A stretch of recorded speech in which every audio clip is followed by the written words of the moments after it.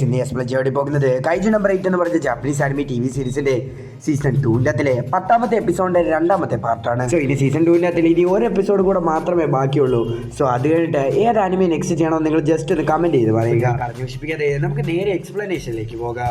തന്നെ കാണിക്കുന്നത് നമ്മുടെ ഹോഷിനാണെങ്കിൽ തന്റെ കൈജു ഫോമിന്റെ അകത്തിലുള്ള വാൽ ഉപയോഗിച്ചുകൊണ്ട് ആ നിൽക്കുന്ന സ്പേസ്ഷിപ്പിന്റെ സ്ഥലം മുറിച്ചിട്ട് താഴേക്ക് ചാടുന്നതാണ്. ഒന്നും എല്ലാവരും ഇവരുടെ പ്ലാൻ മുൻപിനായിട്ട് ഡിസ്ട്രോയ് ചെയ്തുകൊണ്ടാണ് ആ കൈജോയും ഹോഷിനെയും കൂടെ കിടന്ന് ഫൈറ്റ് ചെയ്യാൻ വേണ്ടി പോയിരിക്കുന്നത്. ഹോഷിനെ താഴേക്ക് വീഴുന്ന സമയത്ത് തന്നെയായിരുന്നു കൈജൂസ് മുഴുവനും അവരെ ആക്രമിക്കാൻ വേണ്ടി വരുന്നത്. അന്നേരം തന്നെ നമ്മുടെ ഹോഷിനാണെങ്കിൽ കൈജുനെ ആക്രമിക്കാൻ വേണ്ടി പോകുന്നുണ്ടെങ്കിലും ഹോഷിനയുടെ ശരീരത്തിലുള്ള കൈജു അതിന് സമ്മതിക്കുന്നില്ല. അവർ രണ്ടുപേരും കോപ്പറേറ്റ് ചെയ്യാതെ ഫൈറ്റ് ചെയ്യാൻ വേണ്ടി ശ്രമിക്കുകയാണ്. സോ അങ്ങനെ അവർ ചേർന്ന് ഫൈറ്റ് ചെയ്യാത്തത് കൊണ്ട് തന്നെ അവർക്ക് ഫൈറ്റ് ചെയ്യാൻ വേണ്ടി സാധിക്കുന്നില്ല. ഇത് തന്നെ സയന്റിസ്റ്റ് ഒക്കെ പറയുകയാണ് അവരോട് രണ്ടുപേരോടും കൂടെ കോപ്പറേറ്റ് ചെയ്ത് ഫൈറ്റ് ചെയ്യാൻ വേണ്ടി. ഇതെന്ന് പറയുന്നത് ഇവർ മൈൻഡ് പോലും ചെയ്യുന്നില്ല. കോപ്പറേറ്റ് ചെയ്യാത്തത് കൊണ്ട് തന്നെ കൈജു നമ്പർ 10നും അതുപോലെ തന്നെ ഹോഷിനേക്ക് ഫൈറ്റ് ചെയ്യാൻ വേണ്ടി സാധിക്കും. ഇതേ സമയത്ത് തന്നെ നമ്മുടെ സയന്റിസ്റ്റ് ഒക്കെ പറയുകയാണ് ഇവരുടെ പവേഴ്സ് ഒക്കെ ആണെങ്കിൽ ചെറുതായിട്ട് കൂടി വരുന്നുണ്ട്. തന്നെ വേറെ അടിയൊന്നും മേടിക്കാതിരിക്കാൻ വേണ്ടി വേറെ വഴിയില്ലാത്തതുകൊണ്ട് തന്നെ ഇവർ രണ്ടുപേരും കോപ്പറേറ്റ് ചെയ്ത് ഫൈറ്റ് ചെയ്യാൻ വേണ്ടി തീരുമാനിക്കുകയാണ്. അവർ രണ്ടുപേരും കൂടെ ചേർന്നിട്ട് ഫൈറ്റ് ചെയ്യാൻ വേണ്ടി തീരുമാനിക്കുകയാണ്. സോ അന്നേരം തന്നെ കൈജു നമ്പർ 10 പറയുകയാണ് അണ്ണന്റെ പരിപാടി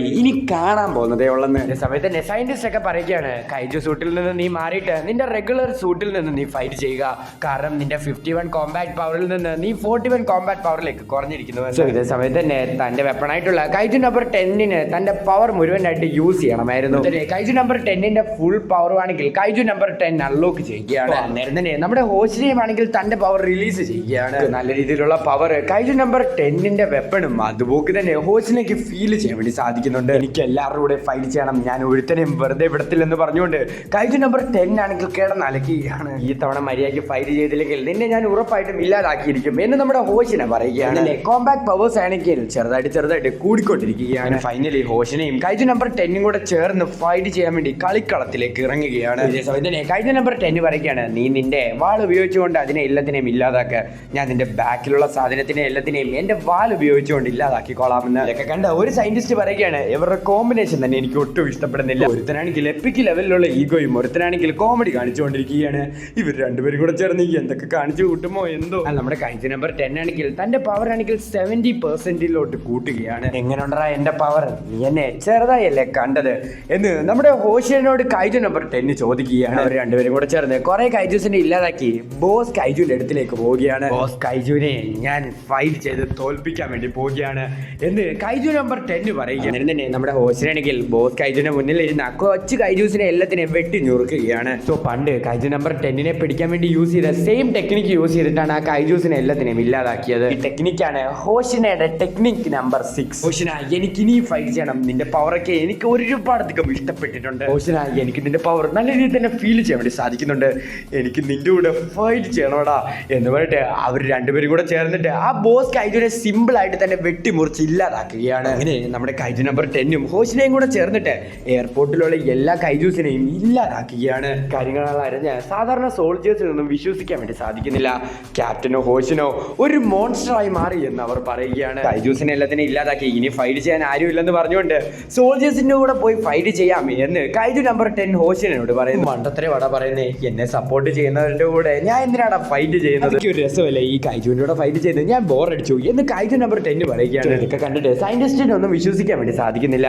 ഇവന്മാർ രണ്ടുപേരും കൂടെ ചേർന്നിട്ട് എന്തൊക്കെ കാണിച്ചു കൂട്ടുമെന്ന് അവർ ചിന്തിക്കുകയാണ്. ഇത് കഴിഞ്ഞിട്ടും കോമ്പാക്ട് പവർ കുറയുന്നില്ല, 70% 77% കൂടിയിരിക്കുന്നു. ഇങ്ങനെ കൂടുന്നത് കൊണ്ട് തന്നെ 90% കോമ്പാക്ട് പവറും ഈ വെപ്പൺ യൂസ് ചെയ്ത് റിലീസ് ചെയ്യാൻ വേണ്ടി സാധിക്കുമെന്ന് ഒരു സയന്റിസ്റ്റ് പറയുന്നു. ക്യാപ്റ്റൻ അറോമയുടെ അടുത്ത് റിപ്പോർട്ട് കൊടുക്കുകയാണ്. വൈസ് ക്യാപ്റ്റൻ ഹോഷിനെ ആണെങ്കിൽ എയർപോർട്ടിലെ സ്ഥലത്തുള്ള എല്ലാ കൈജൂസിനെയും ക്ലിയർ ചെയ്തിട്ടുണ്ട്. ക്യാപ്റ്റൻ അറോമി ആ പൊട്ടൻ ക്ലിയർ ചെയ്തോ എന്ന് ചോദിക്കുന്നു. സമയത്ത് തന്നെ വേറെ സ്ഥലത്ത് സിറ്റുവേഷൻ അണ്ടർ കൺട്രോളിലല്ല. ഷിനോമിയെയും അതുപോലെ തന്നെ തച്ചിബാനയും ഉള്ള സ്ഥലത്ത് പ്രശ്നം കുറച്ച് കൂടുതലാണ്. അവിടെ 6 സൂപ്പർ ജയന്റ് ആയിട്ടുള്ള കൈജൂസ് ആണ് വന്നിട്ടുള്ളത്. ഒരെണ്ണത്തിനെ കൊല്ലുന്നത് തന്നെ ഒരുപാടധികം പാടാണ്. അന്നേരമാണ് 6 കൈജൂസ് കണ്ടിട്ട് നമ്മുടെ കാഫ്കയാണെങ്കിൽ ഞാൻ ഫ്രണ്ട് ലൈനിൽ പോയി ഫൈറ്റ് ചെയ്യാം എന്ന് നമ്മുടെ ഷിനോമിയോട് പെർമിഷൻ ചോദിക്കുന്നു.